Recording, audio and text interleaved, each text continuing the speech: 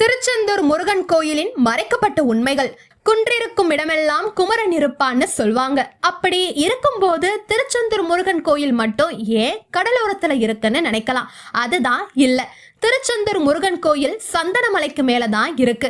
காலப்போக்குல கடல் மட்டம் உயர உயர இப்போ இப்படி இருக்கு. ஆனா நீங்க திருச்செந்தூர் கோயில்ல இருந்து பார்த்தாலே கடல்ல சின்ன சின்ன பாறைகள் வெளியே தெரியும்படிதான் இருக்கும். கடல் நீர் சூழ்ந்திருந்தாலும் நாடி கிணற்றில் இருக்கும் தண்ணீர் உப்பு சுவை இருக்காதா? கோயில்ல இருக்க உள் பிரகாரத்தில் கிழக்கு பகுதியில் உள்ளே ஒரு துவாரம் இருக்கும். அங்கு இருந்து எப்பொழுதுமே பிரணவ மந்திரமான ஓம் என்ற சத்தம் கேட்டுக்கொண்டே இருக்குமா. முருகன் சிவனுக்கு பூஜை செய்யும் போது முருகா என்று கூப்பிட்டால் அப்படியே திரும்பி நின்ற கோலத்தில் கையில் மலரோடு காட்சி தரும் ஒரே ஸ்தலம் இதுதான். திருச்செந்தூர் முருகன் கோயில்ல மறைக்கப்பட்ட உண்மைகளை இந்த வீடியோல நம்ம கேட்டு தெரிஞ்சிருப்போம்.